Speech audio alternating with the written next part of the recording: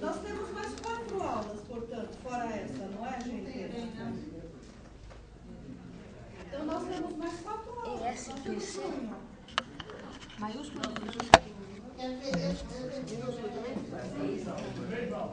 Por quê? Não, semana que vem não tem, mas a 28 ainda, de maio.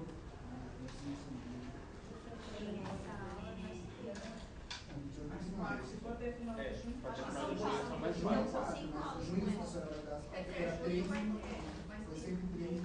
não, mas aí eu, para encerrar o curso, eu dou as 4, claro.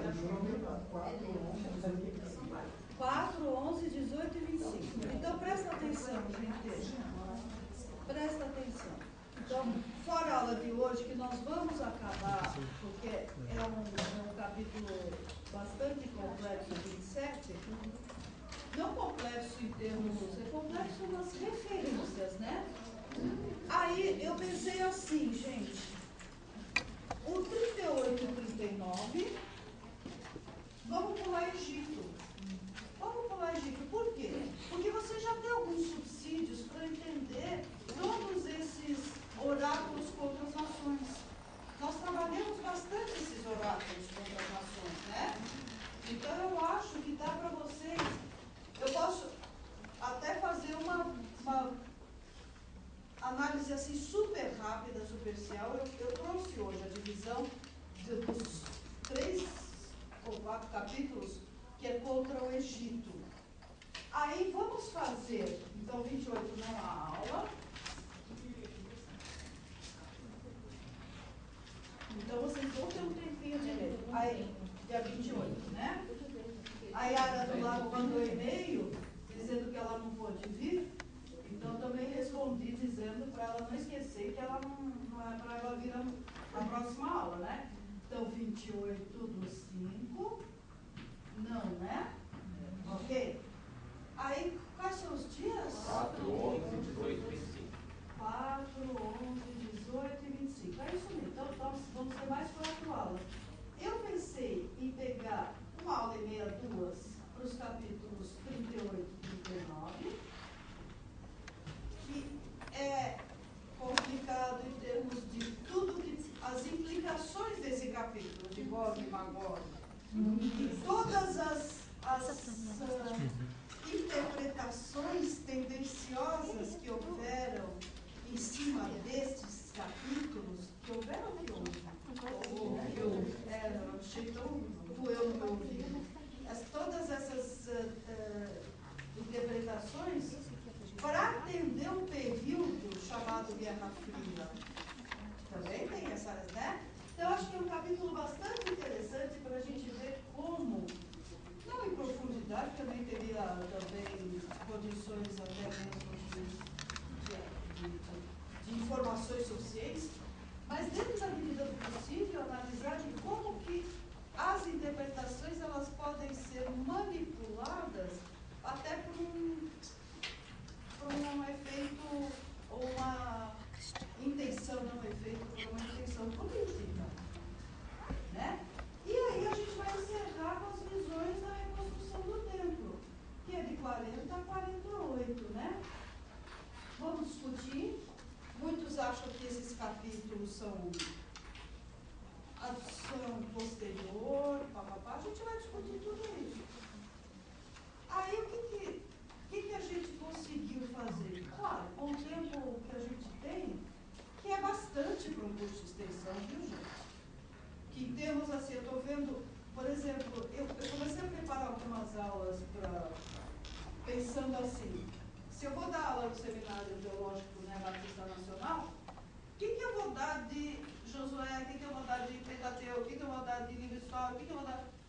E aí, quando eu fui ver, eu tenho 2 aulas ou 3 para Pentateuco.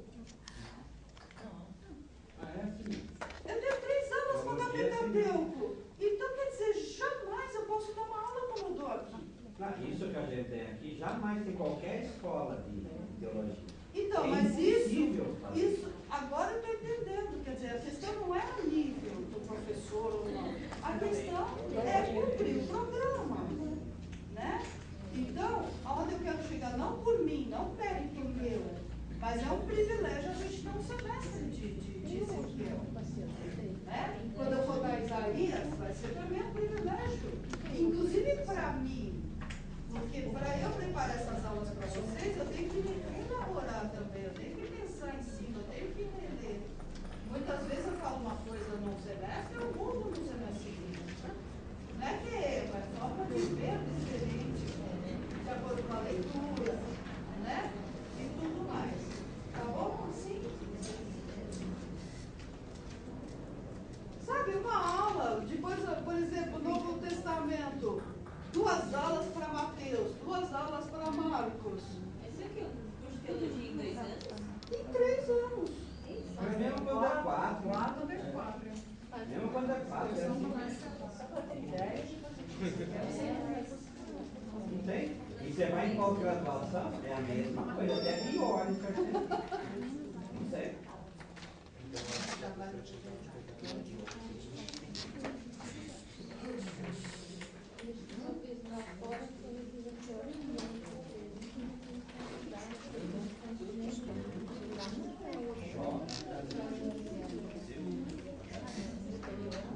Gente, vamos retomar não, a gente já leu, vamos recomeçar do 12. Aqui a gente falou de Arvad, ou Arvad, né? Nós falamos dos Gamadeus. Gamade, não falamos? Falamos. Deixa eu ver, o 11. O 27.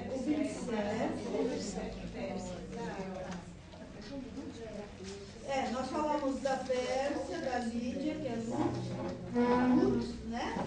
Dos lídios e da Líbia. Não confundir como eu confundi agora.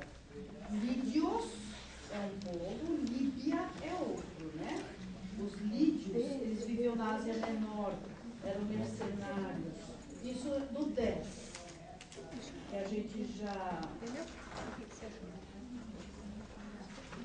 Né? Arvad já foi falado em outro... Isso. Vamos começar do 12, que nós vamos falar de Tarsis ou Tarshish. Né? Tarshish é o local que foi o... que iria o navio do... Não sei qual é o capítulo, eu estou procurando. Jonas, não é? Qual capítulo? Profeta Jonas, né? Então, é a mesma palavra. E em hebraico, 27, 12, gente. 27, 12. 27, 12. Né? Então a gente fala Tarsis. No texto tá. Olha, propositalmente eu vou usar esse sh para vocês verem que é a mesma raiz. Que é Tarshish. Tá? Vamos ver o que a gente sabe. É a cidade do profeta Jonas? É. Vamos ver o que a gente sabe sobre Tarshish, né? Olha que interessante, gente. Primeiro vamos ler o 12.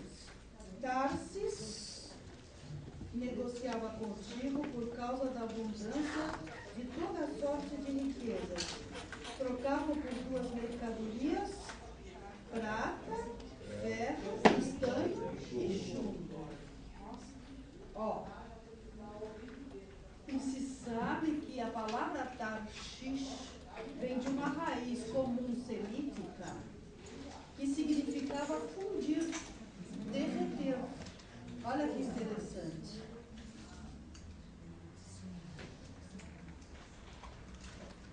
Essa cidade era intermediária, né, do comércio de metais. Uma referência intrabíblica, fora do de Ezequiel. Jeremias 10, 9.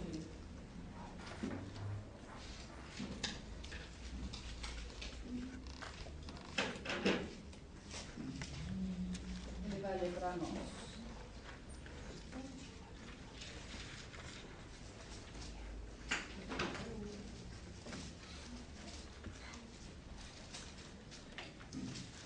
Trazem prata estendida de Tarsis e ouro de Eufrates, trabalho do artífice e das mãos do fundidor. Fazem suas vestes de azul celeste e púrpura, obra de sábios são todos eles. Está vendo? Também está fazendo referência em Jeremias como Tarsis, um local fornecedor de metais. E ouro vem de um local chamado Ofir. Ali está outra palavra. Ó. Como está? Ufaz. Ufaz? É U-F-A-Z. Ufaz. Ah, tá. Esse é outro local. Mas tem o Ofir, que também não se sabe muito onde que é, mas é muito citado. Ofir, tá? Lê você, já tá lendo? Lê Gênesis 10. Nós vamos já lá para a Tábua das Nações. Toda hora nós vamos voltar para a Tábua das Nações. Gênesis 10. 4. E os filhos de Java são Elisá e Tarsis, e Quintim e Dodanim. Os filhos de Javã são Yavã.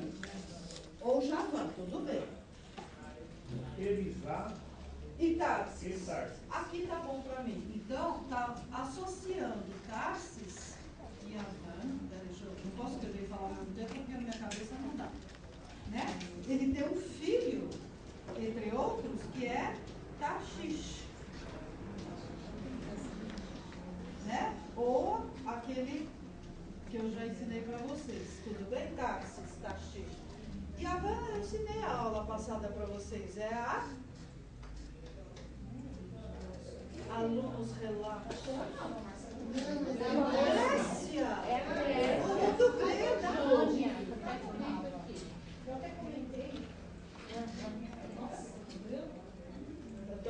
Estou vendo. Vou dar 0 para todo mundo. Então você está associando Tarsis ao mundo mediterrâneo. Mesmo que, gente, o importante não é saber a localização de cada um. Mas os estudiosos já perceberam que essa Tábua das Nações de Gênesis 10, ela não são pessoas que geraram filhos, são grupos étnicos gerando e se associando a outros grupos étnicos. Tá? Então, a associação de Yavã com Tarshish me dá dizer que Tarshish é filho de Yavã, mais do que acreditar que é uma pessoa que gerou outra, é perceber pelos estudos que a gente sabe da Tábua das Nações que é uma etnia que é aparentada com os gregos. Entenderam? Então é assim que, doravante, vocês devem compreender a Tábua das Nações. É um capítulo que todo mundo foge, mas você pode fazer um doutorado em cima desse capítulo. Pode fazer um doutorado em cima desse capítulo. Tá? Porque realmente ficou comprovado pelos estudos posteriores e até mesmo pelas referências não só intrabíblicas, mas como extrabíblicas, de que são grupos étnicos. Você tem o Cama associado à África, você tem o Iafé associado aos povos indo-europeus, e assim, e no próximo versículo, eu vou mostrar onde chega isso, tá? Então, olha, a tabela das nações, em Gênesis 10, 4, aqui a minha observaçãozinha, como diz a minha cola, né? Associa claramente Tarsis a outros nomes mediterrâneos. A localização é incerta, gente. Nenhum dos autores que eu estudei consegue apontar no mapa onde está Tarsis. Alguns pegam por causa da, talvez, semelhança fonética, mas não dá para ir muito para isso, né? Aqui fala que geralmente é identificada como uma cidade ou território situado ao oeste do Mediterrâneo. Mas você vê? Isso, mas é o oeste do Mediterrâneo. Quer dizer, não dá para montar aqui, pá, né? Mas tá por aí mesmo. Né? Edu, 13. 27 e 13 agora. Javã, Tubal e Meseque eram os teus mercadores. Em troca das tuas mercadorias, davam escravos e objetos de bronze. Olha aqui, de novo fazendo. Então, vocês estão indo para o leste. E daí, quando você vai indo na geografia para o leste, eu já vou explicar por que eu estou dizendo isso, você já vai vendo associação com os fornecedores de metais. O primeiro é Yavan. Yavan é o mundo grego. Um dos autores diz que se relaciona etimologicamente com o nome Jônio. Pode ser, não sei. Muito bem. O segundo é Tubal. Tubal. A raiz de Tubal é a raiz designada Tabalu, é a raiz designada para o ferreiro nas línguas semíticas. Ou melhor ainda, é aquele que é o forjador de metais. Porque ferreiro, na sua raiz, está ligado diretamente ao ferro. Né? E ferro é uma coisa bem posterior. Então, os forjadores de metais. Forjador de metais. Isto leva os estudiosos a supor que Tubal era uma região onde se produzia metais. Né? Eu não sei se vocês vão achar, porque eu não anotei, mas é em Gênesis 4 que fala de Tubal Caim. Você acha para mim? E aí já fica em Gênesis, que eu vou pedir para você ler depois o 4:22. 4:22, deixa eu anotar aqui, 4:22. Lê para mim então, gente, por favor. E Zila também teve a Tubal Caim, mestre de toda a obra de cobre e de ferro. Está vendo? Tubal Caim, mestre de toda a obra de cobre e de ferro. A questão, claro que a gente pode questionar a questão do ferro, né? Porque o ferro, a idade do ferro, né? Mas a questão não é essa, a questão é associar o nome de Tubal à produção de metais. Vocês estão percebendo? E aí, gente, é a questão que eu estava trabalhando no meu doutorado. Da onde vem a fonte de metais, por exemplo, para a confecção do bronze? Então, pela arqueometalurgia, a gente sabe que essas fontes de metais em condições suficientes para a produção, aspas, para a época industrial de metais, não se encontrava no corredor sírio-palestinense. Estava mais deslocado entre Anatólia e Cáucaso. Vocês entenderam como que a gente vai percebendo de onde que são esses nomes e que pelo menos região a que região eles se referem? Então, Tubal ou Tabal, agora vou ler o que está aqui, é a designação do reino da Anatólia. Anatólia. Gente, pensa na Turquia atual, é a Anatólia antiga. Tá?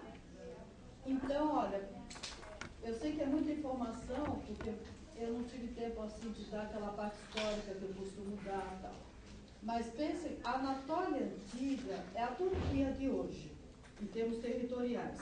Em termos históricos, não tinha turcos. Nessa época, um pouco antes, tinha hititas. Entenderam? Os hititas, os heteus, na Bíblia, os hititas. Que até muito bem pouco tempo, gente,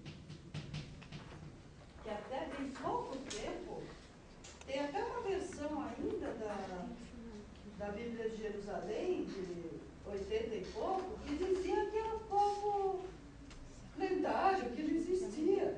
E hoje se sabe que não só existiram, como influenciaram culturalmente demais os povos semitas também. Então, quem são os hititas? Eram os habitantes da Anatólia, em torno depois eles também, o Império Hitita acabou. Mas hoje os estudos arqueológicos são fabulosos e estão mostrando mais coisas entre os hititas e os hebreus do que pode imaginar a nossa van filosofia. Inclusive na questão linguística. Inclusive na questão linguística. Não é? Oi? Não. Não é semítico. Olha que interessante, tá? Não é Pois eles semítico. entendem. Hã? Depois dele começam a vir os arameus, começam a vir umas hordas, os lídios, os indo-europeus, os cimérios, né? Agora, eu aconselho vocês, vamos lá no Dr. Google, como curiosidade no feriado, bota hititas. E dá uma lidinha lá na história deles, tá? Porque tem muita relação, claro que num nível de estudo mais não mais elevado, num nível de estudo mais detalhado, é a palavra, para quem quiser estudar vários costumes e várias lendas e mitologias, hoje se sabe que são de origem hitita e que perpassou também para os semitas. Tá? E o Mesher, que é o terceiro, também ele está ligado, o Mesher ou Mesec, que é o terceiro nome mencionado no versículo 13, também ele está ligado à Anatólia, mas é uma Anatólia mais central. Então, Tubal, a Anatólia é mais a parte leste, pegando inclusive o que a gente chama hoje de Cáucaso. Então, você falou, na realidade, o nome está aí, designação do quê? De metais? Poderia pôr? O que? O nome Tubal? É. Não, o nome Tubal é o nome de uma região. Tá. Mas etimologicamente quer dizer o forjador de metais, a raiz. Tá. E ainda mais, aquele Tubal-Caim, do Gênesis 4:22, que ele achou para mim, o Tubal-Caim, Caim é metal nas línguas árabes. Olha que interessante. Então, tanto Tubal quanto Caim, quer dizer, o forjador de metais, na Bíblia, tá? Quer dizer, para reforçar mesmo, porque o que eu quero passar para vocês, por que eu parei tanto nesse capítulo? Para mostrar para vocês a importância das raízes na interpretação do texto bíblico. Vocês estão entendendo onde eu quero chegar? Nós não vamos dominar tudo, mas eu estou instigando, eu estou botando vocês para perceberem, mesmo que futuramente vocês não vão continuar os estudos bíblicos, não importa, mas eu quero que vocês saibam que no momento em que vocês estão lendo um texto, em português, evidente, 90% de todo mundo, né? Mesmo de quem estuda hebraico, muita gente não vai no texto hebraico, né? Mas para vocês terem consciência de que na hora realmente de estudar e de fazer uma interpretação, vocês têm que levar em conta, mesmo que não leiam perfeitamente o hebraico, tem que levar em conta um bom comentário e uma exegese. Porque as palavras já dizem por si só, né? E é uma coisa fantástica. Em Gênesis 10, 2, deixa o Eduardo ler agora para mim.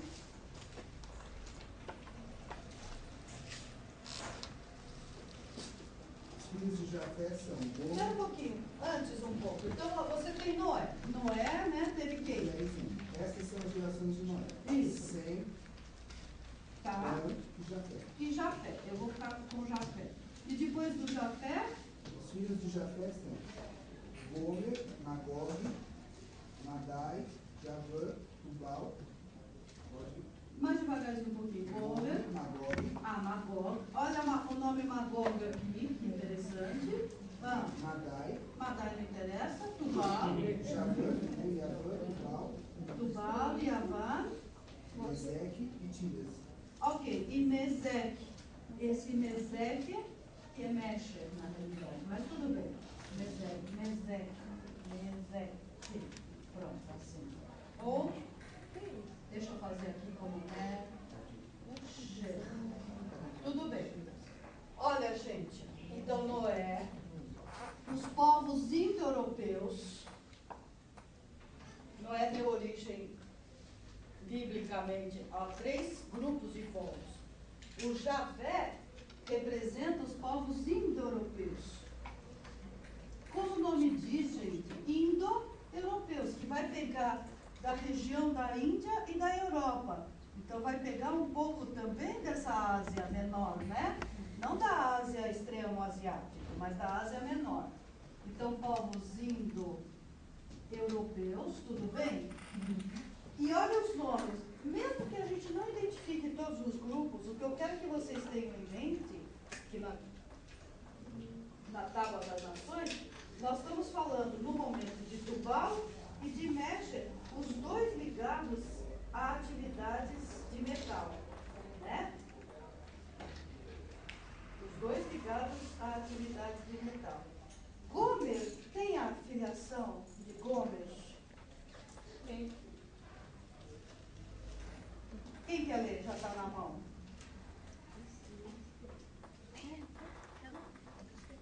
Eu quero um nome aqui só. Asene, Sifat, Togodma. Godma. Ótimo. Vamos lá, gente.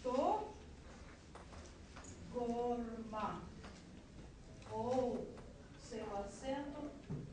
Tudo bem? Gorma. Então, olha, povos indo-europeus, Iafé, Gomer,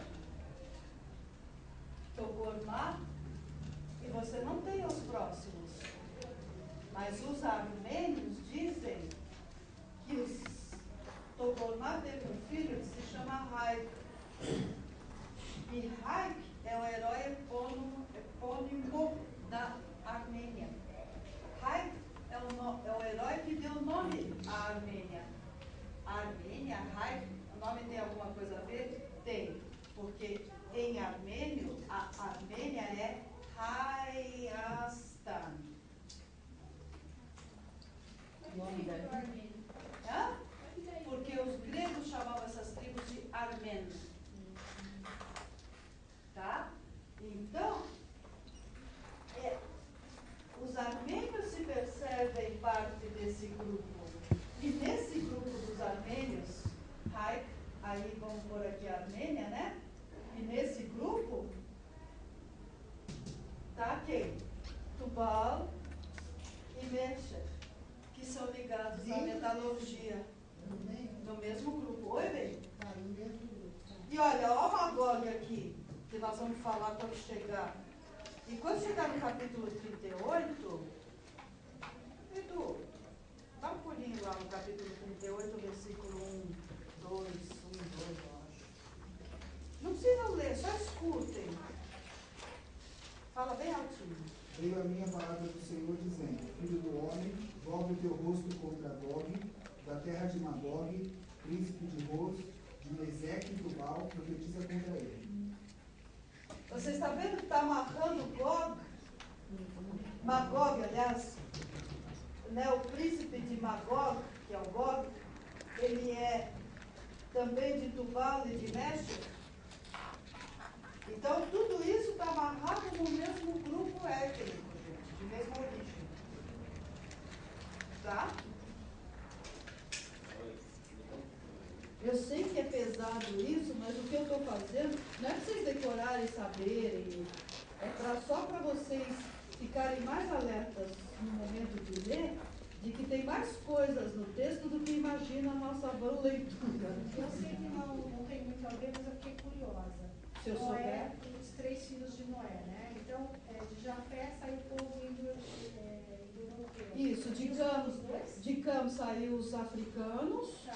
e o outro, como é o nome? E os semitas. Semitas, né? Os semitas. Semita são filhos de Sem. Então, gente, olha a questão política. Os árabes são semitas. Sim. Então, quer dizer, é ridículo dizer que os árabes são antissemitas. Estão percebendo? Porque eles são semitas, inclusive bíblicamente. geneticamente falando, e mesmo na genética, digamos, né? Eles são povos irmãos, absolutamente. São do mesmo tronco genético. Se a gente não quer pôr a questão bíblica, né? Agora, o que é semita, gente? São os filhos de Sem. Os camitas são os filhos de Cam. Os jafitas são os filhos de Jafé. Então, para o mundo, para o conhecimento da época, vocês veem que está ficando de fora o Extremo Oriente, a China, né? Você não está falando dos chineses, mas o mundo conhecido na época bíblica era esse. Então, eles dividiram esses povos das nações nesses 3 grandes grupos, né? Que eram conhecidos da época. Tá? Que eram conhecidos pelos escritores. Por quem redigiu humanamente a Bíblia? Não é verdade? Porque, claro que os chineses, eles sabiam que eles existiam, mas não entravam no... né? Gente, eu parei no 13 assim bastante, justamente para mexer com isso. Então, o que eu quero é que, tanto no 13, no 13 e no 14, a gente já vai falar do Togormá. Olha lá o Togormá. Nós vamos falar uma coisa que é muito interessante. Eu quero que vocês pensem nesses versículos e associem com as tábuas das nações, por Gênesis 10. Tá? Porque daqui vocês vão ter noção, não é para decorar, sair decorando quem é filho de quem, mas é assim, no caso de vocês fazerem algum trabalho, algum estudo, ter noção de que esses nomes estão representando grupos étnicos e linguísticos e tudo, tá? Olha o 14. Então, Togormá é filho de Gomer, tudo bem? Os da casa de Togormá, em troca de suas mercadorias, davam... Olha que coisa interessantíssima. Gente, existe, a gente sabe pelos estudos extra-bíblicos, que a região do Cáucaso, da antiga Armênia existe, mas da antiga Armênia e Geórgia, eram grandes fornecedoras de cavalos. E que cavalos? Eram cavalos que não eram muito grandes, eles eram mais troncudos, pata mais curta, mas eram muito fortes. É um tipo específico de cavalo. A gente sabe disso.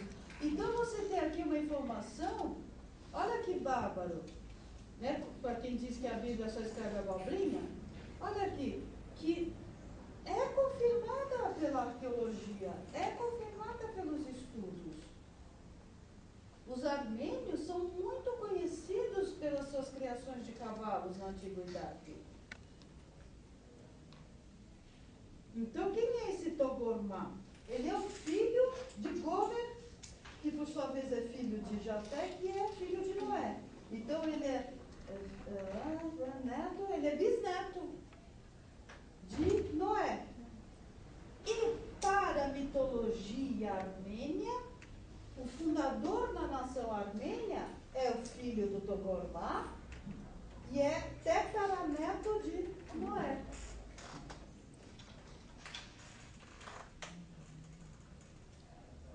Eu aprendi o seguinte, todo mundo fala lenda é lenda, mas debaixo das lendas tem uma verdade. Não pode não ser que seja absolutamente exata, gente. Mas um fundo histórico, um fundo de verdade tem. E quando a gente vai estudar, está amarrando tudo. Olha, o Togormá, que na mitologia armênia é o pai de Rai, ele é o fornecedor de cavalos. E a gente sabe que a terra da Armênia era extremamente apreciada e conhecida por seus cavalos. Gente, a região onde é a Armênia hoje, ela tinha um nome que os assírios deram antigamente. Então, se vocês, quando forem procurar alguma coisa, que eu tenho certeza que vocês são curiosos, vocês vão procurar sobre o Rai, sobre a Armênia, se vocês acharem a palavra Urartu, é o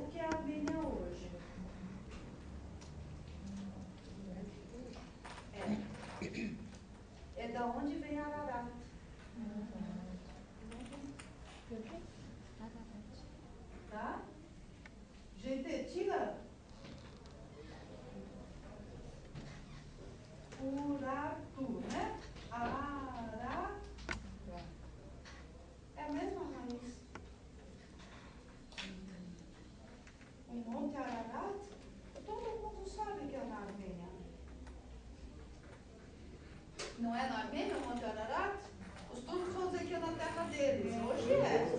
Hoje é. Mas a antiga Armênia, chamada Grande Armênia, o Monte Ararat estava em território armênio.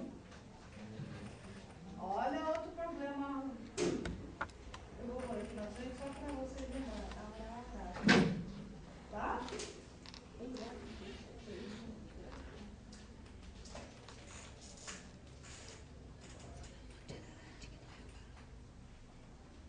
É fantástico, assim, eu acho, do ponto de vista de você ver como os textos, eles refletem de forma, às vezes, até não criteriosa, mas com fundo histórico verídico. Eu prefiro verídico do que verdadeiro, né? Porque verdadeiro é uma coisa mais forte, porque você fazer história é uma coisa, mas o fundo histórico é verdadeiro. Eu te aceitei, viu? Primeiro eu fiquei assim, pense pelo. Falei, não vou aceitar não. Depois quando eu vi sua carinha, eu falei, Teló Acordeon no Facebook. Né? Foi o doutor que fez lá o Michel Teló. É. Então é muito legal isso. Vocês estão entendendo a importância que tem essa tábua das nações? Aqui ele só está reproduzindo e mostrando as relações econômicas. Então, se vocês estudarem o Gênesis 10 junto com o Ezequiel 27, vocês vão ter uma boa complementação. Porque o que vocês vão ter? No Gênesis 10, vocês vão ter aquela coisa chata, seca, filho de, filho de, filho de. E aqui, cada um desses filhos que é citado, não todos, mas uma boa parte deles, o que eles eram importantes economicamente. E com isso, é mais um texto para corroborar tanto a localização quanto a origem de cada grupo. Né? É bastante interessante isso.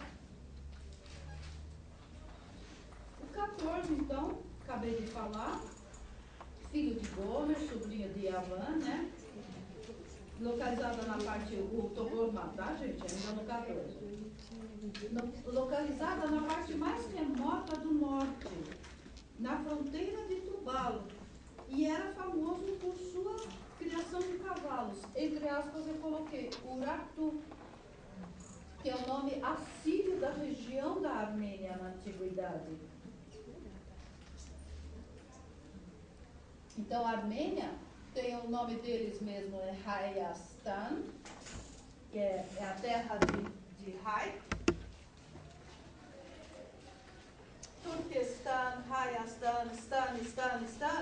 Então, essa terminação, na realidade, ela é persa, e daí vem o nome na frente do herói, de quem deu origem, né? E no caso aqui, Hay, aí você tem uma vogal de ligação Hayastan. É como se chama Armênia em armênio. Os gregos chamavam de Armen, a tribo, Armen, e os assírios chamavam de Urartu.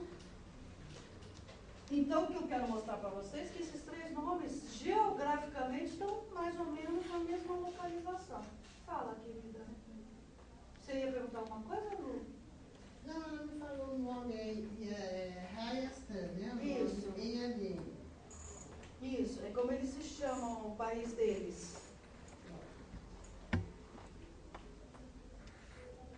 Em romeno, Brasil é Brasília. Brasília.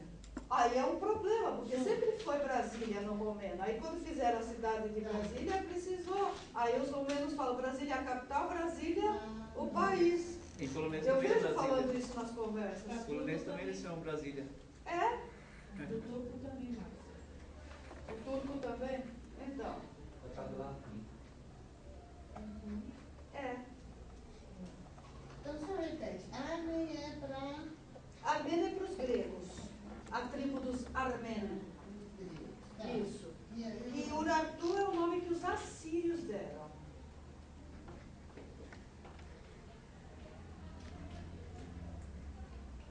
Ok? E qual é a grande questão dessa região? Então, nós já tiramos duas coisas dessa região. região? Metal e cavalos. É aí que eu quero chegar, entendeu? Que é uma coisa atestada pelo texto de Ezequiel, pelo relato de Ezequiel, e que procede historicamente.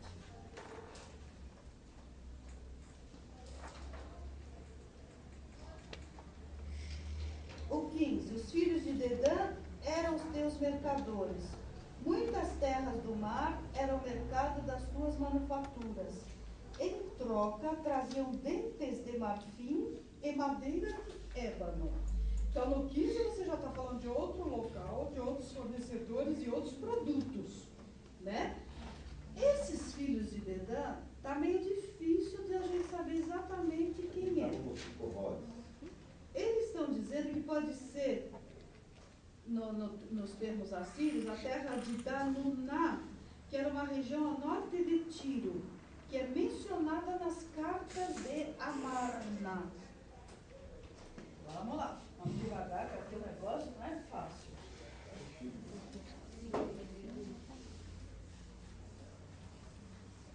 Vocês viram o dicionário todos? Não. Então eu vou repassar. Aquele que eu comentei que eu comprei com o dinheiro de vocês, e tem mais um livro que é tão grande que eu não levo ao autor, mas foi me indicado e eu comprei ontem, também com o dinheiro de vocês, que se chama Nosso Senhor Jesus Cristo. Eu acho que é uma análise bastante profunda da época e dos evangelhos, da época de Jesus e dos evangelhos. Mas aí eu trago na próxima aula. Por que eu paguei? Espera um pouquinho. Cartas de Amarna. Isso que eu queria escrever. Amarna. Amarna é um local perto do delta do Nilo, tá? Amarna.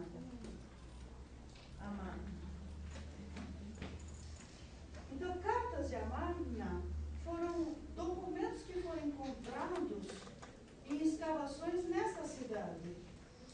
E eles mostraram coisas fabulosas da relação do Egito com o corredor sírio-palestinense. Numa época antes da chegada de Israel, vamos dizer assim. Tudo bem? Não se esqueçam que antes Canaã era uma região de pequenas cidades e estados. E essas cartas de Amarna é uma verdadeira, tem algumas que são verdadeiras fofocas de um reizinho safado, um rei de 3 pessoas, contra outro rei de 5 pessoas, e fala que ele falou, não, quem falou foi ele, e todo mundo reclamando com o faraó. Quando o Egito dominava o corredor sírio-palestinense. Porque, gente, vocês têm que ter uma coisa, uma noção. No momento em que Israel entrou em Canaã, você tinha, naquela época, uma coincidência, entre aspas, de vazios de poder. Egito já não tinha aquele poder tão grande, a Síria não tinha, os hititas já tinham caído fazia tempo, né? Então, enquanto o Egito dominava, um queria se mostrar, dizer que o outro era o traidor, o outro falava que era um que era o traidor, todo mundo mandava cartinha pro faraó. Mas, tirando as fofocas palacianas, você consegue extrair muitas coisas desse período, de costumes, de relações comerciais, de tudo. Então, nessas cartas de Amarna, se falava de uma região chamada Danuna, que acham que é esse Dedan. Acham. Etimologicamente, sonoramente não parece, mas eles devem ter os seus motivos para identificar um com o outro, tá? Que seria mais ou menos ao norte de Tiro. Tiro está no norte do Líbano de hoje, né? Então, né? Outros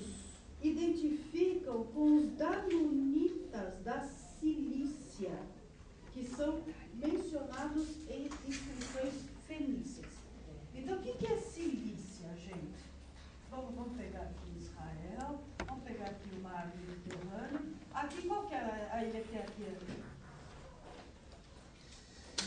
Chipre. Então a Cilícia está aqui, ó, no que está na região da Turquia, bem acima do que é a ilha de Chipre. Tudo bem? Então essa regiãozinha, Cilícia, não é Sicília, tá? Não confundir, por favor. Inclusive, só para completar, já que eu falei dos armênios, nos anos 1000 e pouco, os armênios dominaram por alguns bons anos essa região da Cilícia, que ficou conhecido por período da Armênia na Cilícia. Bom, resumo da ópera. Não se tem certeza quem são esses filhos de Dedão, tá? Pelo que eu li, eu acho que mais provavelmente, tá? Pela questão dos marfins e da madeira de ébano, é na Cilícia. É na Cilícia.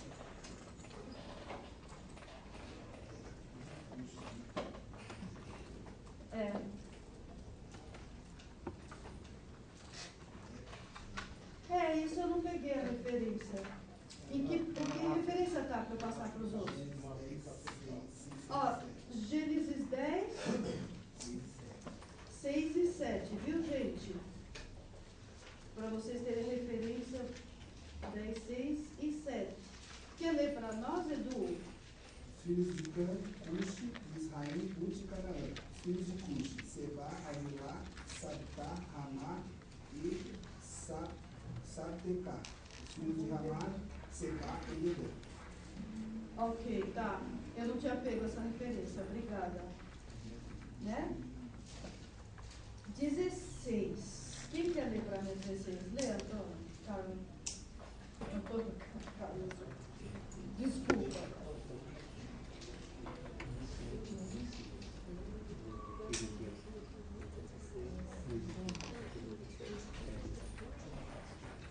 Marco Antônio, lê para mim. Também eu te chamo de Carlos, né? Não me lembro, né?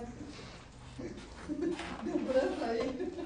Desculpa, brincadeira. Não, verdade, deu branco, eu te chamei de Carlos. Nunca que você ia ler, né, bem? Tá, pronto. 16. Edom negociava contigo devido aos teus muitos artigos: granada, púrpura, tecidos bordados, linho fino, corais e rubis. Nossa. Lê para mim. Não, só 16. Lê para mim, Ana, a tua versão.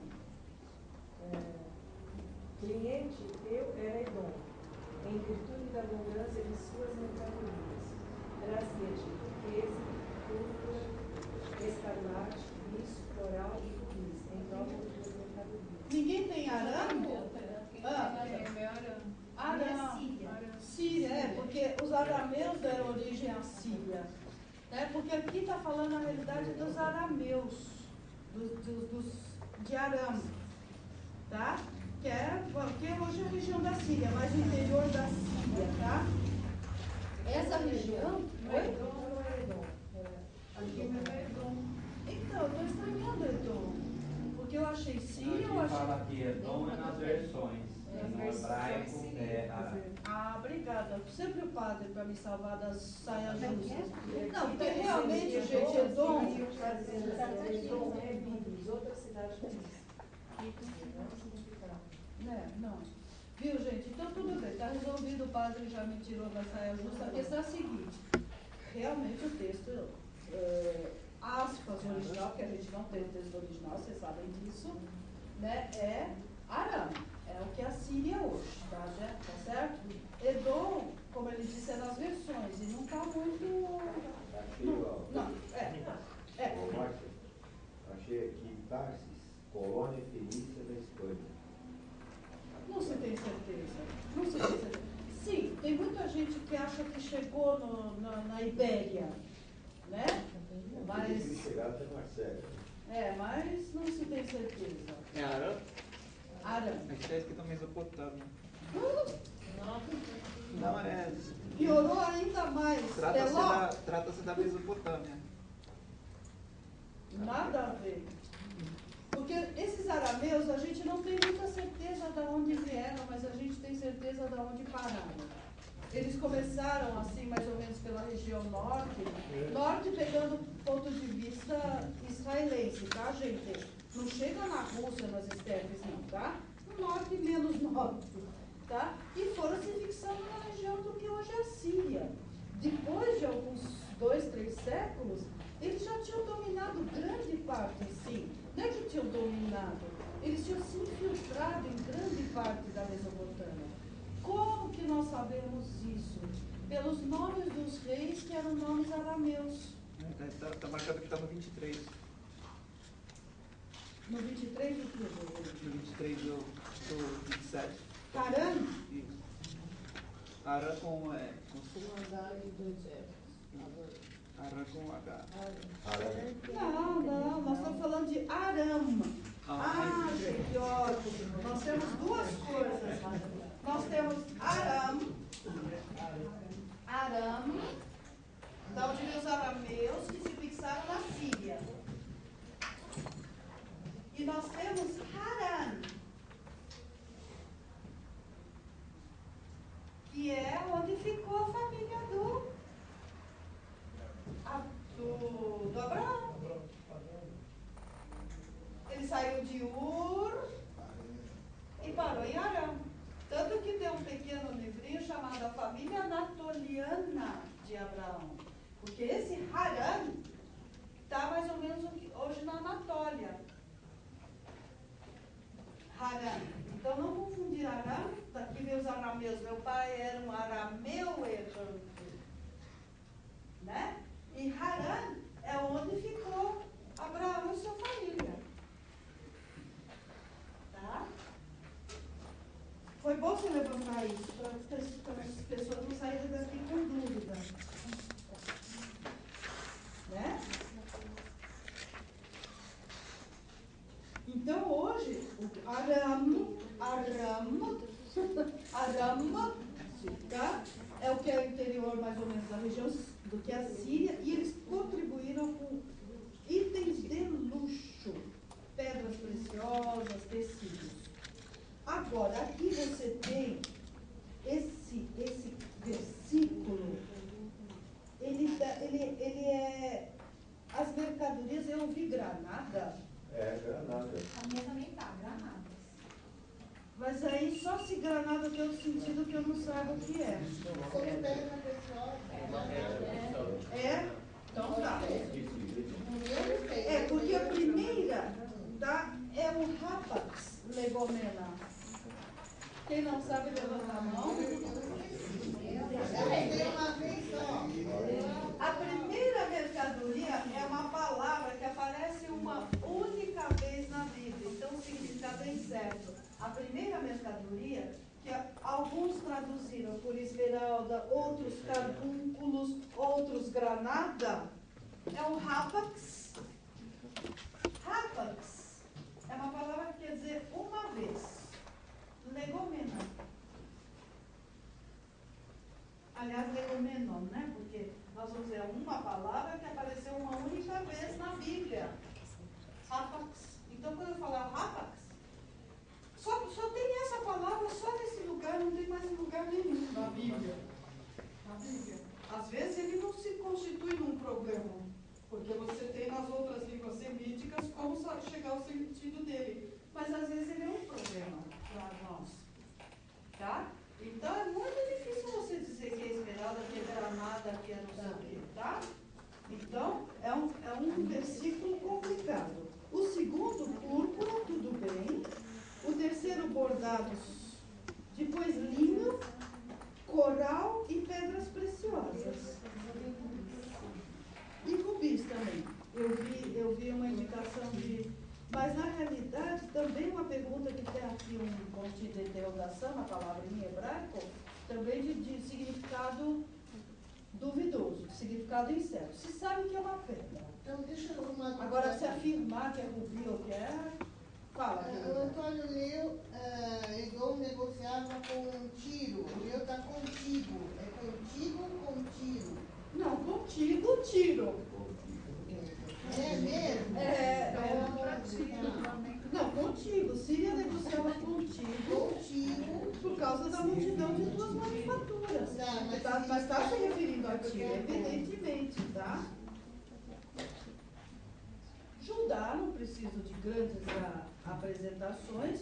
O que eu preciso comentar, que Judá e a terra de Israel é o mais conhecido de nós, de toda essa lista aqui, né? Eram teus mercadores, pelas tuas mercadorias trocavam o quê? O trigo de Minite. Então, aí você tem dois problemas a resolver, ou a decidir.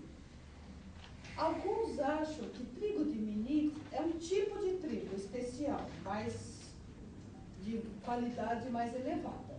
Pura e simples, quer dizer isso. Mas também, você tem uma região na Transjordânia, tudo bem, Transjordânia, gente? É logo depois do Jordão, não é? Eu tenho aqui o Rio Jordão, o Mar Morto, Transjordânia é desse lado. Esse lado é Israel, Judá, né? Israel e Judá. Quando era uma coisa só, era Israel, né? E quando eu falo em Transjordânia, é desse lado do rio, tá? Ok. Então, alguns interpretaram como sendo da região da Transjordânia, uma região chamada Minite. Mas, os que argumentam contra dizem que nessa região não havia produção de trigo. Tá?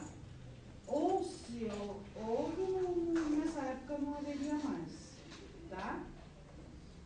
O segundo termo, o trigo de Minite, o segundo termo, painço, né? Eu achei painço também, eu achei confeitos, também é um rapax. Panak é a palavra em hebraico. Olha que coisa absurda que essa Bíblia fez. Porque é a palavra em hebraico, panak. Exatamente, eu sei porque eu não tenho em hebraico. E é o rapax, Então o cara que traduziu se livrou. Eu vou pôr lá, porque eu não achei a tradução. Tem cera depois. Na minha tem cera. Depois do trigo de Minite? Depois, só tem cera. Viu, professor? Tipo de doce. Eles pularam essa palavra.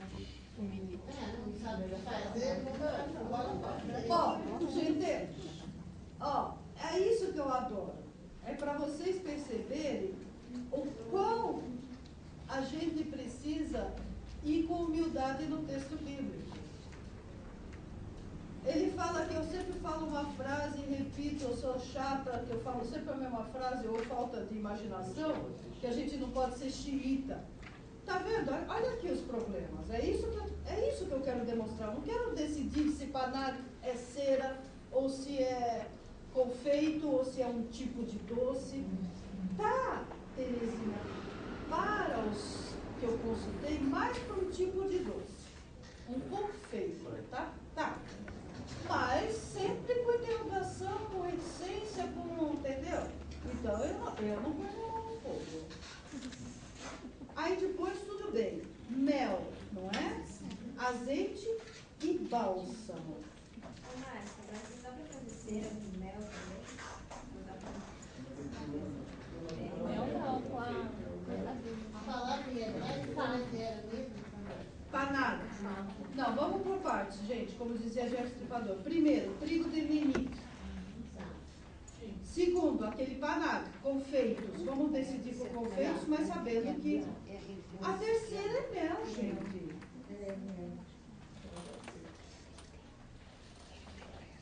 E depois, azeite. E a última é bálsamo, é um tipo de resina mesmo. Inclusive a mesma palavra para o bálsamo de Gilead. Tá?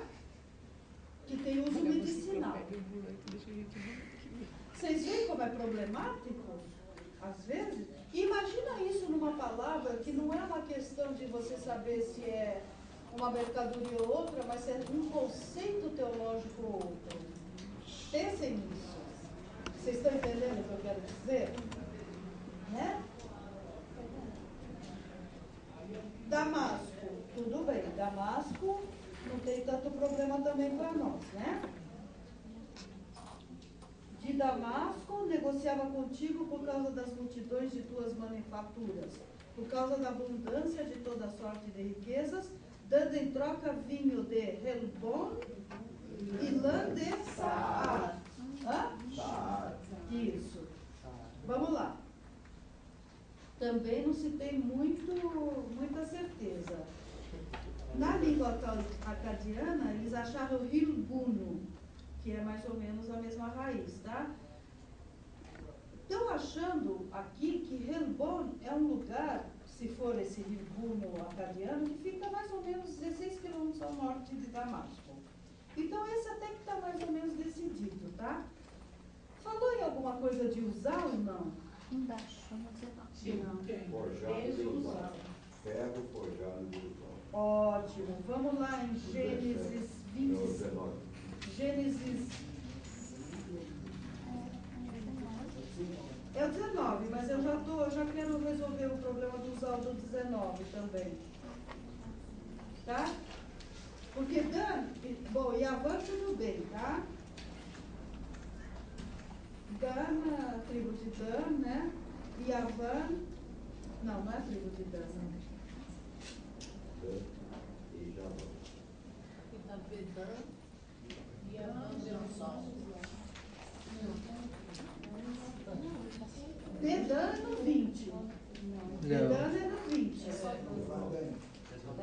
Tá? Eles estão indo para leste, gente. Eles estão indo para leste. Então vamos lá. Então vamos resolver. O vinho de Helbon está resolvido. Eles têm quase certeza que é uma localidade que os acadianos chamavam de Hilbuno e, portanto, fica ao norte de Damasco, tá? A lã de Zaar não se sabe, não se tem muita noção de onde que é. Mas a Septuaginta pegou essa palavra Zaar e traduziu por Mileto. Alguém tem Mileto na sua tradução? Tá? Lã de Mileto. Agora, não se tem certeza. Hã? Mileto 15 habitantes de Rhodes, que é perto de Mileto. No 15? Mas você voltou para o 15? É. Ah, de Dedan, tá. A Septuaginta. Mas não se tem certeza também. Saar é desconhecido, talvez não seja o nome de um lugar. Propôs-se compreender Lampi. Interessante, isso eu não vi, tá vendo?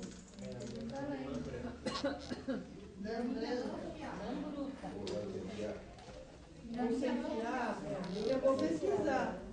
Mas, em termos de localidade, realmente não se sabe. Se for considerado localidade, não se sabe. Então, é muito interessante essa observação, que eu não tinha visto em nenhum dos comentários que eu li isso. Lambruta. 19. É que eu misturei o 19 e o 20. Aliás, o 18 e o 19, eu meio que tratei junto, tá? Qual que é a referência no 19?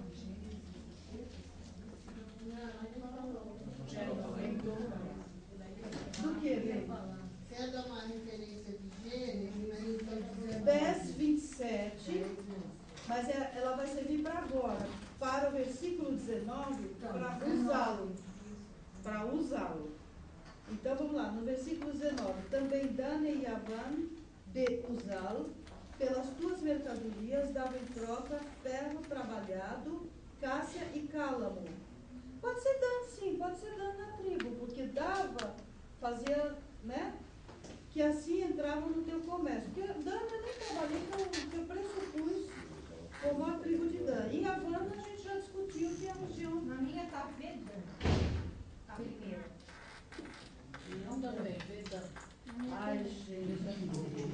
Olha, deixa eu explicar uma coisa. Suposição, tá? Pelo seguinte.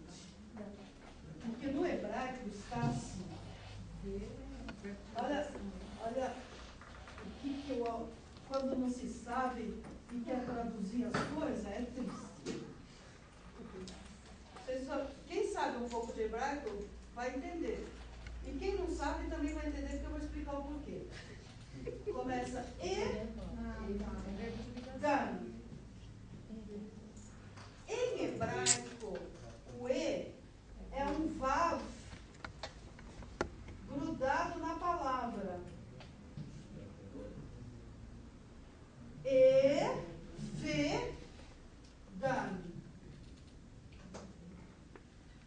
Tá? Vou pôr assim que eu não sei como que é. Vedan. Isso quer dizer o dan. Bom, vocês vão entender o que eu quero fazer, tá? Vedan. Então não é o nome do lugar, é Edan. Esse V não faz parte da palavra, é a conjunção. Conjunção aditiva? Aditiva.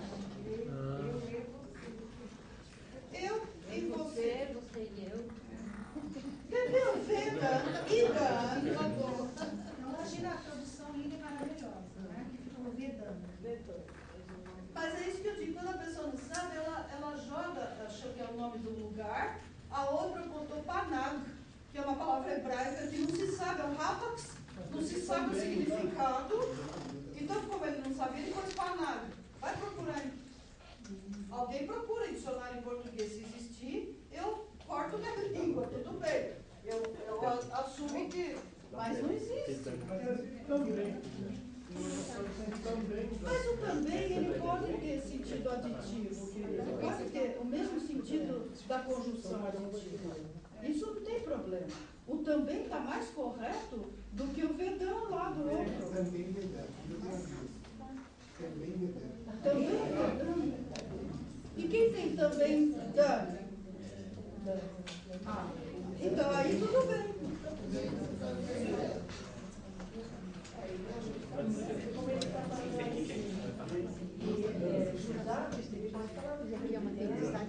Claro que sim, ele falou de Judá, né? Viu, gente? Ele não pode confundir com Dedan, que vem depois, o que veio antes. Ó, no 15 você tem Dedan, e no 20, né? Em Dedan. Tá vendo? Não, isso tudo bem, porque daí é uma questão, a vocalização às vezes é mais, quando ela não interfere no sentido, principalmente nomes de lugares, aí não. Mas, vocês entenderam? Lógico que eu vou rever esse versículo direitinho em casa em hebraico, mas eu aposto 90% de que é ver no sentido de e. E Dana, o nome do local. Salgida também é Dana. Hã? Salgida também é Dana. Então, por isso que eu estou apostando, não vou apostar 100% porque eu sou humilde, mas 90% eu aposto. Que é Edan em hebraico, Vedan. Ani, eu, Ve'ata. E você, homem. Ani, Ve'at. Eu e ela. Eu e ele. Ani, Ve'ata. Ani, Ve'at. Vedan. Edan. Entendeu? É inacreditável isso, né? Lê para mim Gênesis 10, 27, para a gente falar de usá-lo do 19.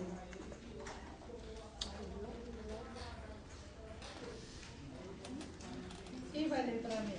Padre, vai, o senhor está muito quietinho aí, tá? Precisa trabalhar. Precisa trabalhar.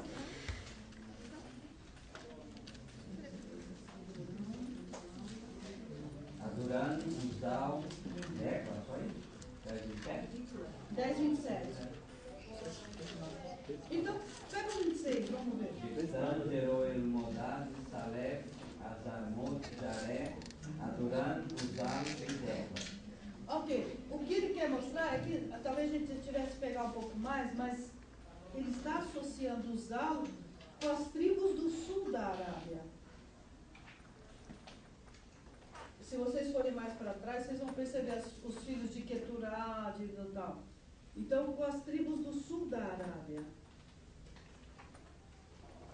Agora, também não se tem certeza do local, mas pela referência intrabíblica, você está jogando isso para a Arábia, pelo sul da Arábia para as tribos de lá. Porque olha o 21. Está vendo? Ele está indo, vocês estão percebendo? Geograficamente, o Ezequiel está indo da região mediterrânea para o leste e cada vez mais entrando em território árabe.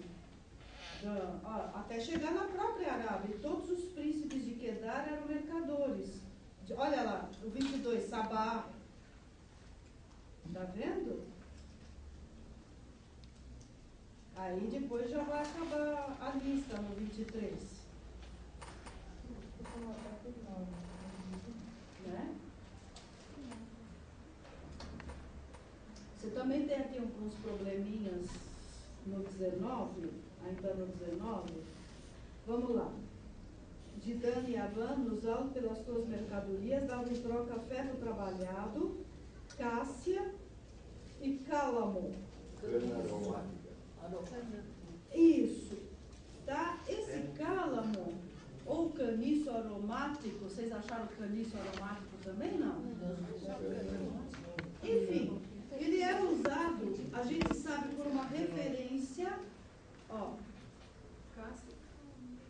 o terceiro item da listinha aqui, ferro trabalhado, cássia e cálamo, ou caniço, mas é aromático. A gente sabe que é a mesma palavra, que é um perfume que era utilizado no óleo da unção.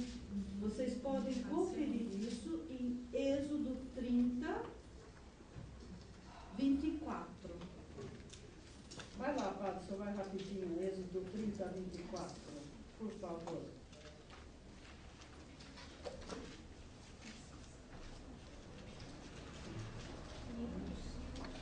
Ciclos de cássia, segundo o peso do ciclo do santuário, e um rim de azeite de oliveira. Só que ele traduziu por cássia, né? Êxodo 30, 24. Quem tem outra? Que deveria ser a tradução. Bom, pode ser problema da tradução, né? Porque a palavra é a mesma, tá?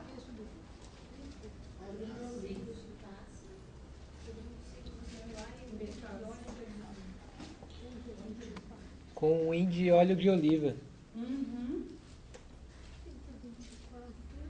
Porque a cássia, aqui está dizendo, a palavra é que dá, e o cálamo é outra palavra.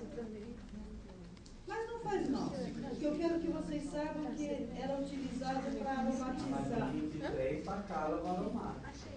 É? No 23, então eu devo ter errado na hora de anotar. No 25 está explicado. Então é outros 250 de cálamo, balsâmico, aí entra 505 de cássia, segundo o peso e um rim de... Então eu que errei na hora de anotar, gente. Então é esse 30, 23. Pronto. Márcia, uma dúvida que na minha aparece aqui, antes do ferro, o meu tá ferro polido, tá? Aparece lã fiada. No 19? No 19. Não. Vedanta Jabu, Deusal, trocavam lã fiada pelas tuas manufaturas. Ferro polido, cássia e cálamo aromático. Achavam sempre as tuas mercadorias. Nossa, não. Aí não cabe mesmo, viu? Não mesmo. Olha, porque inclusive eu deixei de comentar para poder ir mais para frente, mas é super interessante que esse ferro é o único lugar que fala ferro polido. Ele é um rápax, não a palavra ferro, barzelo. Barzelo é uma palavra até comum, que é bastante utilizada. Mas a expressão ferro polido em hebraico, barzelo ashot, ela é única na Bíblia hebraica. Então daí se deduziu que é um ferro mais maleável, que é um ferro mais fácil de trabalhar. Mas a lã, aí não tem onde. Ele está vendendo a tradução dele fiado, né? Porque ninguém vai pagar, né?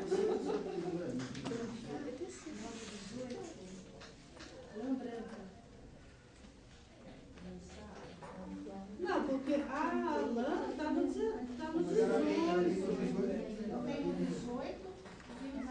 Ah, ele quis pôr lã aqui também? No 19, meu não tem o Gente, eu adoro quando acontecem essas coisas. Vocês estão vendo como é importante a gente ler tudo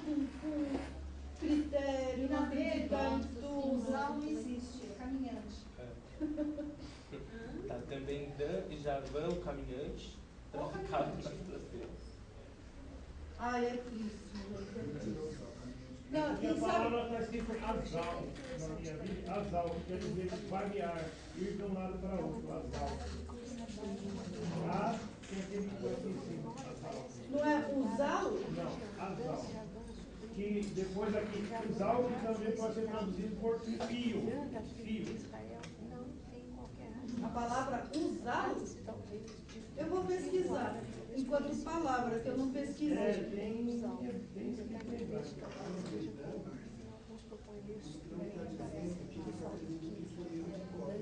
dois vezes e o Copisca não corrige, mas ele põe uma observação lateral falando que ele acredita que aqui está incorreto. Por isso que as pessoas falam e, mas tem duas letras. Então eles acreditam que é erro de cópia, mas como eles não podem corrigir. Tem dois vav? Isso. Eles colocam uma nota marginal falando que para eles está errado, mas eles têm que voltar daquele jeito. Entendi.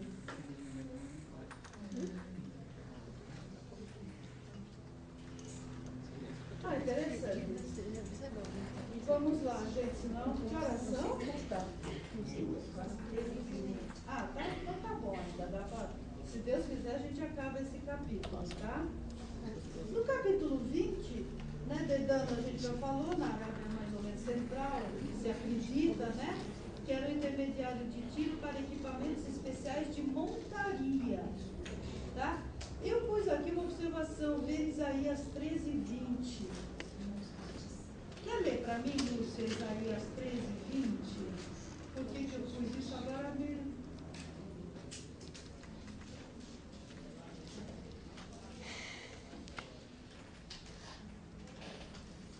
Nunca jamais será habitada.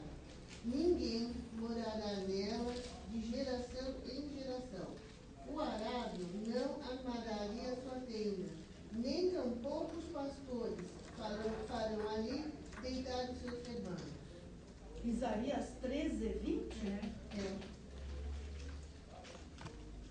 Lê um antes, vamos ver se...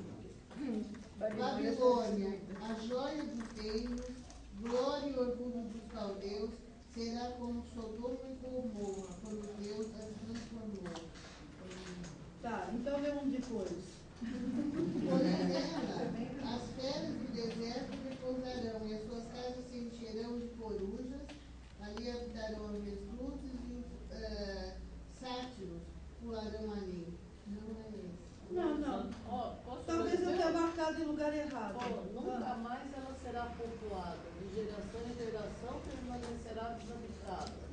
Mas está falando da Babilônia. Mas não está falando nem de dedã, nem de cavalos, nem de equipamentos de montaria. Tudo bem. Você vê que tanto eu não gravei, eu falei, não sei por que eu anotei isso, talvez eu estava pensando alguma coisa, eu anotei. Vamos lá, 21. 21 está legal. Tá? Olha aqui, no 21 você chega na Arábia propriamente, né? Nos povos árabes, né? E os príncipes de Kedar, eu já vou falar, eram mercadores a teu serviço, negociavam contigo com cordeiros, carneiros e bodes, nisto negociavam contigo. Então aqui você entra, se eram povos beduínos, aqueles mais assim, eram povos menos elaborados, então eles trabalhavam com animais de menor porte, né? Não trabalhavam com os artigos de luxo que a gente vê nos grandes centros que foram citados antes, né? Então, são povos realmente de deserto com as suas criações de animais, né? E Kedar a gente sabe pela história que é uma tribo associada a um oásis na Arábia chamado Oásis de Dumá, e que praticavam o comércio de pequenos animais. Então também bateu a atividade com o nome, pelo que a gente sabe dos estudos arqueológicos e de fontes extra-bíblicas. Oásis de? Oi, bem? Oásis de? Dumá. É o nome do oásis.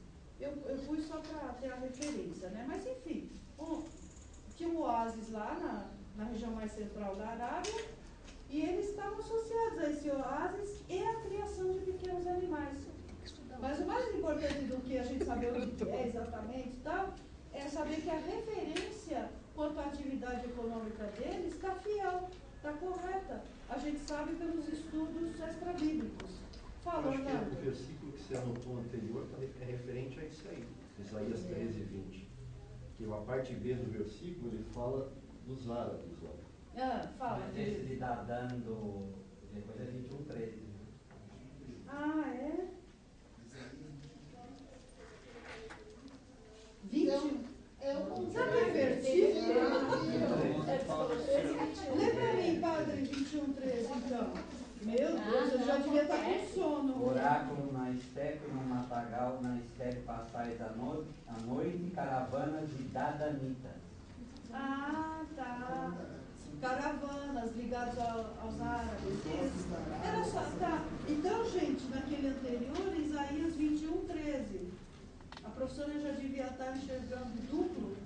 Ou escreveu em hebraico, né? É verdade. Boa desculpa. Não, gostou da desculpa? Escrevi assim. O versículo 22. Aqui a gente vai chegar no Sabá, né? O reino de Sabá. Né? Ou Sheba, né? Então, Sabá, o que a gente pode apurar né, os mercadores de Sabá, depois eu falo de Rama. Mas Sabá que é importante, né, por causa da rainha de Sabá, tudo, né? É um reino no sudoeste da Arábia, cuja capital se chama Marib, com B mudo. Essa capital, Marib, ela estava bem no meio de rotas de caravanas árabes. E estar no meio de rotas, gente, de caravanas, era uma posição extremamente privilegiada e importante. Porque você faz dali, cobra impostos para passar, tá entendendo? Então, você tem ali uma riqueza fluindo. Não é à toa que a rainha de Sabá era, né, das caravanas árabes, né? E de todas as caravanas convergiam para lá, as que vinham da Etiópia, as que vinham da Somália, tá? E Sabá mantinha o monopólio do comércio dessas caravanas. Então aí está a fonte de riqueza da nossa rainha de Sabá. Caravana árabe? Meu Agora que eu me liguei, caravana árabe. Raamá é citada no Antigo Testamento somente em associação, ou seja, toda vez que aparece Raamá, aparece Sabá. Então só é sempre citada em associação com Sabá, tá? E a identificação é incerta, tá?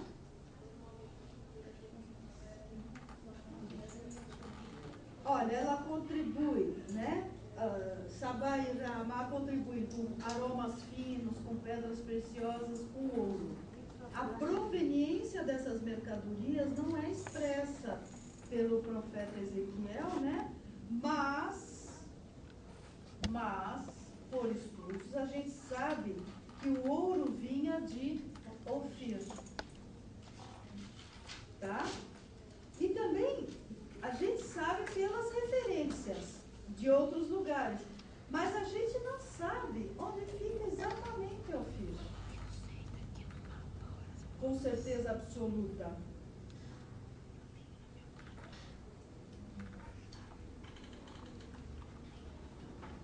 Ó o 23. Vamos dar uma aceleradinha. Haran. Esse Haran, Teló, Michel Teló. Esse Haran é o Haran do Abraão. É o Haran onde Abraão ficou, a família. Tá? É do acadiano Haranu.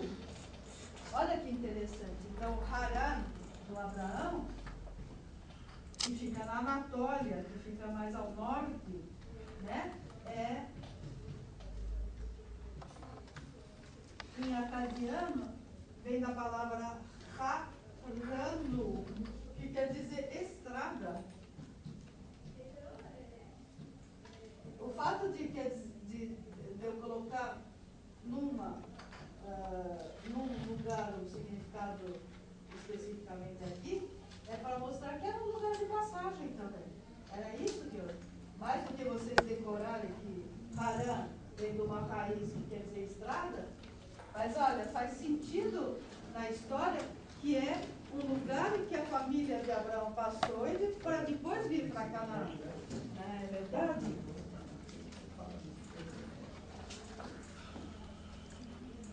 Então, só para saber qual Harã que é. E esse Harã, gente, agora eu vou pegar pesado. Olhem para mim um pouquinho, vai. Presta atenção um pouquinho. Eu falei que esse Harã está ao norte, está mais ou menos onde estava a Anatólia. A Anatólia antiga, que é a atual Turquia. Presta atenção ao meu raciocínio para vocês não se perderem. Anatólia. Então, Harã está na Anatólia. Abraão foi lá, não foi? O que era na Anatólia? Qual império tinha na Anatólia? Hititas. Então, não é tão absurdo hoje a gente saber que você tem uma influência hitita tanto nos costumes como inclusive na religião, gente. Mas aí é estudo realmente para doutorado, pós-doutorado. Aí não é nem eu vou entrar nisso. Mas já tem estudos mostrando, por exemplo, o tefilim, mostrando algumas coisas que são de origem hitita. Vejam que coisa extraordinária. Mais do que saber o que é, o que não é, o que foi, o que não foi, é ver que dentro de uma Gil Bunkel, um autor que via as narrativas patriarcais, o Bunkel, tá, um autor alemão do final do século XIX, que via as narrativas patriarcais como lendas. Hoje a gente sabe que essas lendas, se não é tudo verdade em termos passo por passo, palavra por palavra, o fundo histórico está expresso de forma verossímil. É fantástico isso. Então, a estadia da família de Abraão em Harã, que é uma coisa que nunca poderia se a gente não soubesse, não tivesse descoberto todas essas escavações arqueológicas, umas Chatal, Hayuk, tem uns lugares. Chatarroia, mas acho que deve ser Rá, né? Mas vai por Q, porque ele tem aqueles dois pontinhos. É maior. Porque Chatal quer dizer monte, né? Isso. E se descobrir os costumes, a língua, o pensamento religioso, um ponto. Depois, perceber alguém ter um insight de que, mesmo que seja lenda, como o Gilgan falou, o Abraão, ainda o Abrão, né?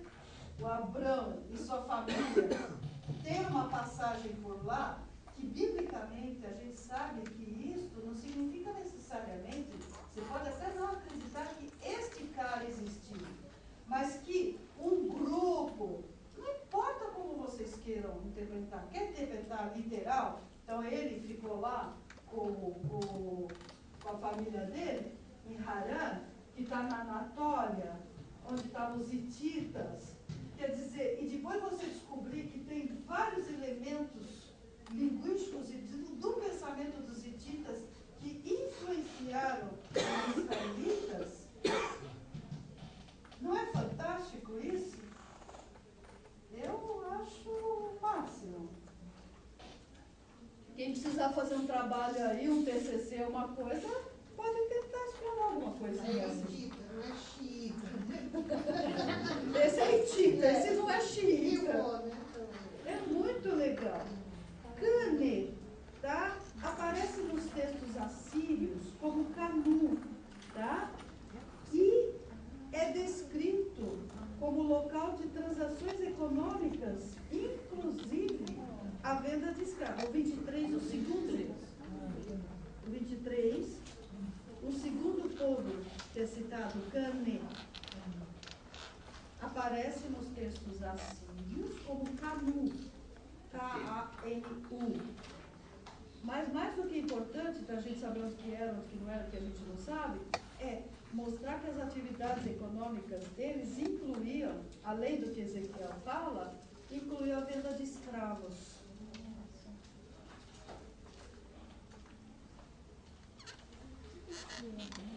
Quem eram esses escravos, professora? Não sei te responder isso. Mas é para mostrar que você tinha já nessa época costume de ir entre esses povos. Pode falar? Pode, por favor. É assim, pelo que eu me lembro. Não, me ajude, claro. Era comum nesses povos, entre guerras, aquele que ele dominava. Não, isso eu sei, mas quais etnias que foram ou não foram escravizadas, eu não sei responder. Aquela que perdeu, né? Aquela que perdeu. Ia trabalhar, então era interessante, eles não matavam. Perdeu. Quer dizer, basicamente, trocando todo mundo tem origem escrava, né? Porque se for ver assim, né? Aqui no Brasil, todos nós somos filhos de escravos, né? Nem que sejam filhos de amas escravas, né? Os hititas levavam muitas vantagens por causa dos cavalos. Os hititas eram fortíssimos na tecnologia de cavalos. Eles dominaram tudo, os carros de cavalo. E os metais, né? Porque eles não eram só forjadores. Tem um território mais a leste, que pega o leste da Anatólia e uma parte ali da própria... Fala para mim, a Armênia fica onde? Norte. Não, como que a gente fala? Cáucaso. E ali uma parte do Cáucaso são produtores, são fontes da antiguidade muito grandes de metal. E principalmente de estanho. Aí é que é o ponto, porque a questão era de onde provinha o estanho para entrar na composição do bronze. A gente sabe que os territórios sírio-palestinenses não tinham produção de estanho. Tinham de ouro e ofir, mas estanho não. Então, isso mostra que o estanho não veio andando sozinho para compor o bronze. Isso mostra que as relações comerciais e, portanto, as trocas culturais. Isso que é interessante. Então, na época de Jesus, um dos fariseus aí, que foi contra, enfim, a justificação, era o maior vendedor de estanho. Então, mas nós estamos falando em época bem anterior.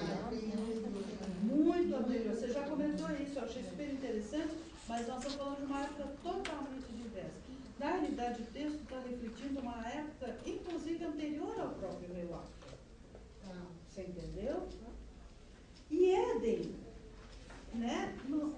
Aí é interessante, porque você tinha nos registros assírios o Bit Adini. Bit, Bait, Bet é casa. Casa de Éden, Adini, né?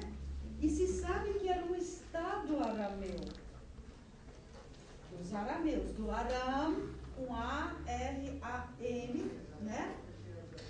Era o estado arameu, esse Bit Adini, que foi conquistado pelos assírios. 1850, não sei quantos antes de Cristo. Nós estamos no 23 ainda, está falando do Éden. Eu estou falando do Éden. Você vê, estamos no 23 ainda.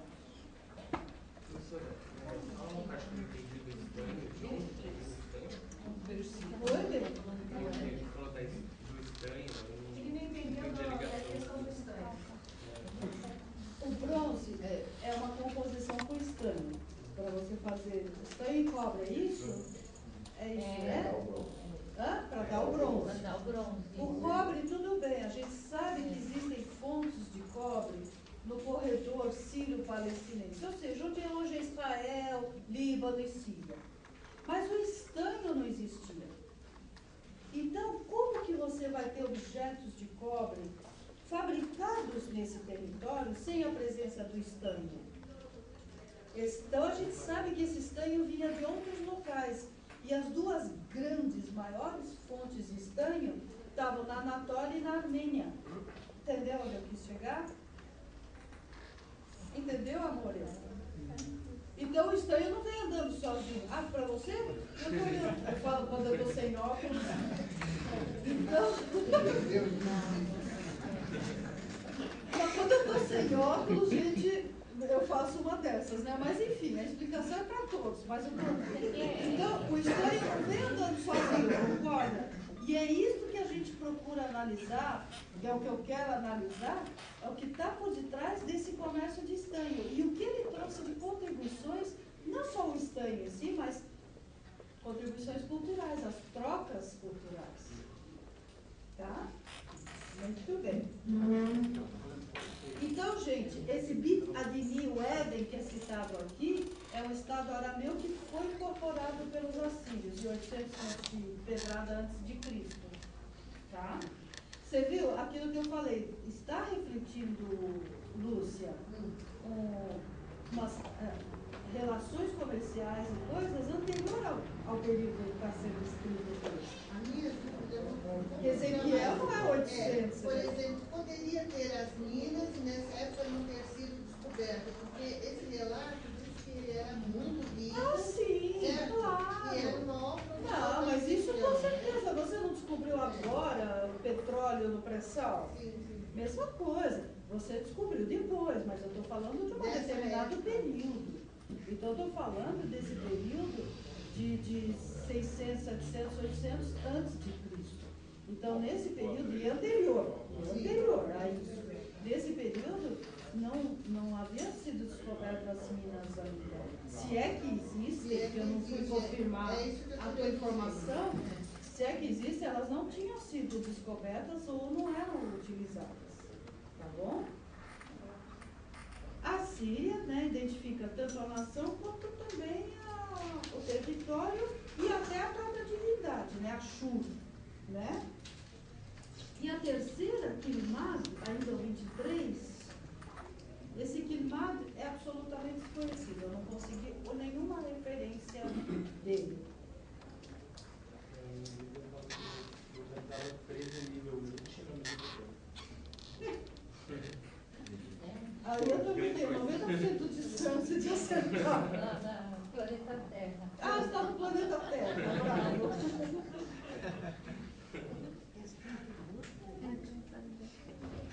Então, esses eram teus mercadores.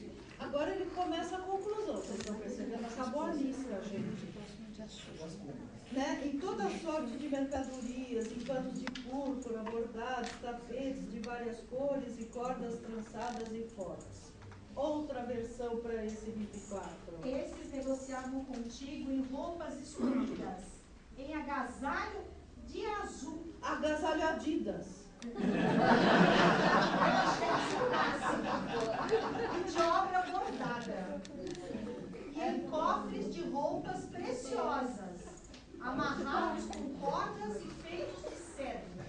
Não, olha, agora deixa eu falar uma verdade. Sabe o que eu escrevi para dizer para vocês desse versículo 24? Pule, versículo difícil. Pelo seguinte, gente, tem termos, muitos termos nesse versículo concentrou uma quantidade de rápax e de termos não identificados que eu nem vou discutir, que qualquer coisa, se puser casaca Adidas, eu vou acreditar. Porque realmente tem outra versão, padre, o seu, 24? Comerciavam vestes finas, mantos de púrpura e tecidos bordados, cordões sólidos e bem entretecidos em teus mercados. Tá vendo? Está muito difícil, principalmente essa questão das cordas, cordões trançados. Então, não se tem muita certeza mesmo. É um versículo que todos os autores falaram que não dá para você ter certeza absoluta de quais são essas mercadorias. Então, sem trauma, tá? 25. Os navios de Tarsis, de Tarshish. Então, a gente falou já de Tarshish, né? Que ele significa fundir, enfim. Mas aqui eu quero fazer uma observação que eu vi nos autores. Você pode entender duas coisas por navios de Tarsis ou Tarshish. Uma que eles são de Tarshish. Vocês ficaram emocionados? Porque eles são mesmo de Tarshish, da região, do local. Outras, uma expressão para dizer um tipo determinado de navio, que ele não necessariamente que eles sejam oriundos de Tarshish, mas eles são navios tão grandiosos, tão especiais, que ficaram conhecidos como os navios de Tarshish. Em Isaías 2,16, padre, se eu não errei dessa vez, o Isaías, lê para mim. O comentário que eu fiz: os navios de Tarshish são embarcações magníficas, são símbolos de orgulho. 2,16. Já aqui nesse 25, aí sim, Teló, eu achei um autor falando de Tarshish como um local ibérico. Um autor só dos que eu consultei. Tá? 2,16, padre. Contra todos os navios de Tarsis e contra tudo que parece precioso. Tá vendo? Precioso, né? Em 1 Reis, padre, 10:22, também cita os navios de Tarsis. Com efeito, o rei tinha no mar uma frota de Tarsis, com frota de Hiram, e de 3 em 3 anos a frota de Tarsis voltava carregada de ouro, prata, marfim, macacos e pavões. Para Salomão, trazia mercadorias, tá certo?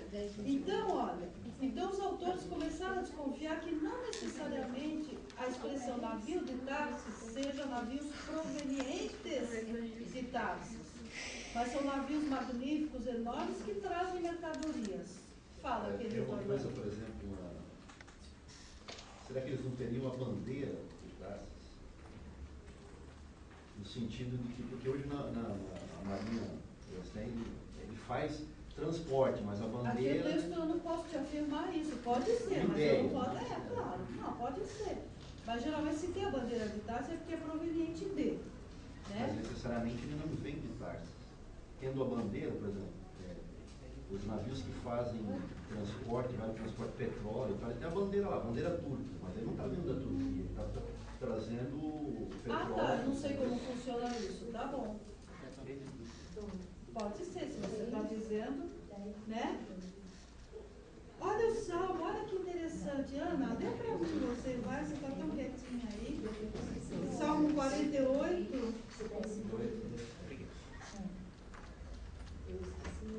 Salmo 48. Você precisa ler de perto ou de longe? É um versículo só, faz um esforcinho. 48. Então, não sei se vai ser o 8 ou o 7, porque tem versões que é 8 e tem versões que é 7. No 48, versículo 8 ou o 7? É o 8. Versículo 7. Ou o 8, não sei qual dos dois. Ali apossou-se deles um temor com os pássaros. Esse qual que é? É o 48. Não, mas o versículo, bem. Versículo 8. Tá, lê. É o próximo. Não, é o anterior. Quando destruísse as naus de Tarsis. Que versículo que é? Na minha 7, mas dela, ali terrores venceram. Não, esse é o 7. Ali apossou-se deles um temor com espada e parturiente. O 7, então lê o 8 o seu. Como o vento leste, destroçando os navios de Tarsis. Tá vendo? Também citando.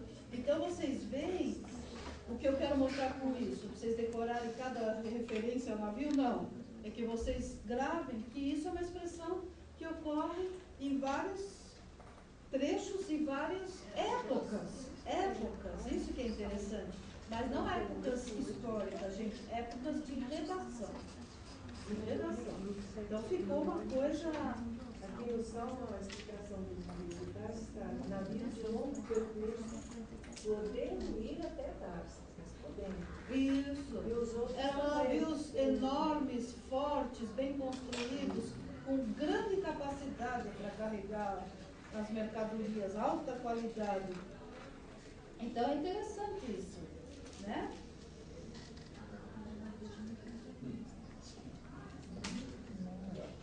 E que vai do versículo 26 ao 36, são 10 versículos, você vê essa última parte, ela é dividida, bem divididinha, em duas partes. Essa parte é dividida também, por sua vez, em duas partes. Na primeira parte, que vai do 26 ao 32, você tem o naufrágio. Né? Porque Tarsis está sendo comparado ao navio. Tarsis, olha, Tiro está sendo comparado ao navio, Tarsis. Né? Então, agora é o naufrágio desse navio, que na realidade é Tiro, é a queda de Tiro. E do 32, metade do versículo 32 até o fim do capítulo, até o 36, é o lamento pela queda. Lamento de quem, gente? Nós vamos parar por aqui, mas deixa eu só, né, explicar isso. É o lamento dos povos que comerciavam. Os israelenses, Ezequiel não está lamentando a queda de Tiro.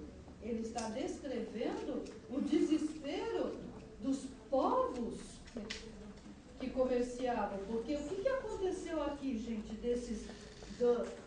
simbolicamente, né, com a queda de Tiro, com o afundamento desse navio, o afundamento simbólico do navio. Mas o que aconteceu com a queda de Tiro?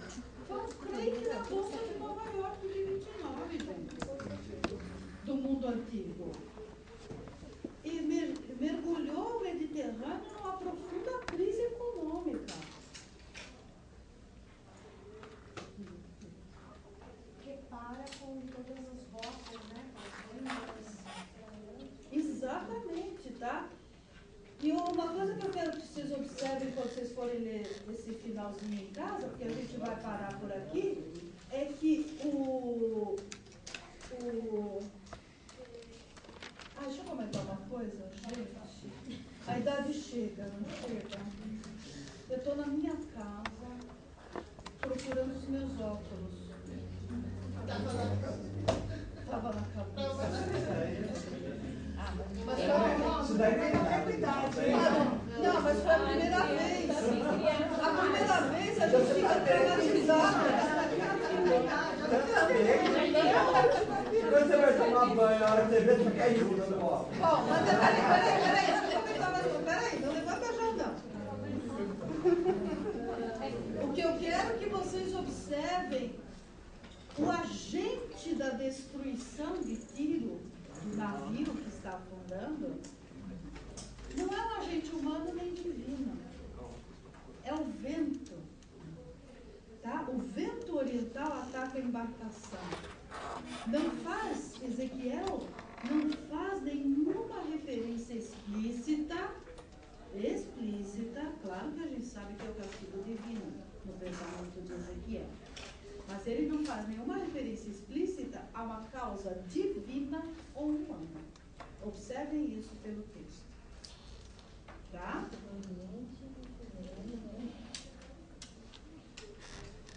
Os capítulos 28 ao 31, você tem uma série de reações dos povos que comerciavam. Eles estão aterrorizados. Você tem o clamor. Jogar pó sobre suas cabeças é sinal de luto na antiguidade. Nadar nas cinzas, arrancar os cabelos. Não é ficar calvo, viu, gente? Algumas traduções vão dizer que ficou calvo. Não, eles arrancaram os cabelos e vestir pano de saco.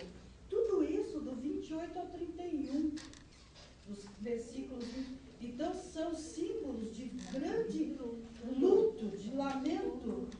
O lamento mesmo fúnebre, como eu expliquei para amarrar. E ele termina com esse lamento fúnebre, né? Do 31, tá?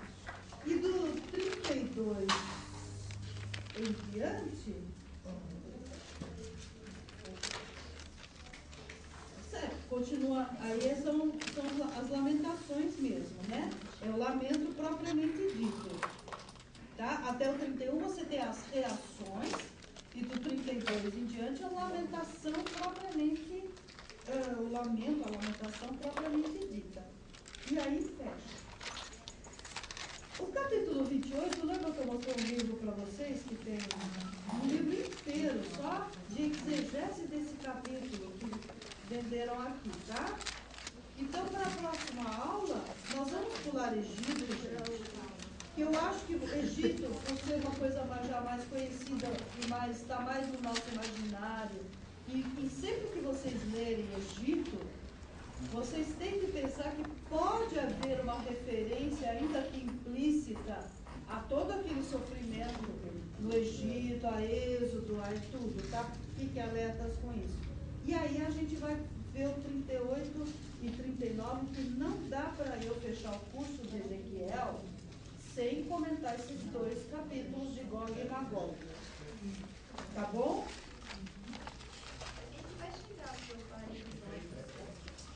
O Vale dos Ossos é no 37, né?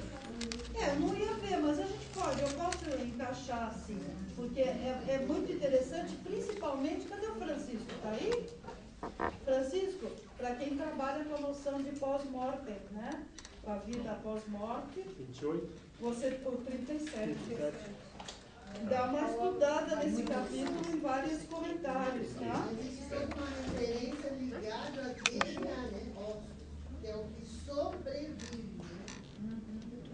Não pensei nisso, mas é interessante. Porque na cabeça deles, a alma ficava dentro do osso.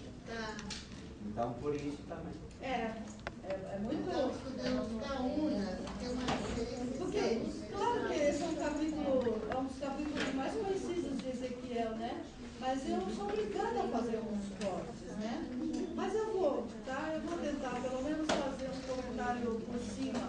Sem ler versículo por versículo, eu trago algum comentário. Eu não lembro desse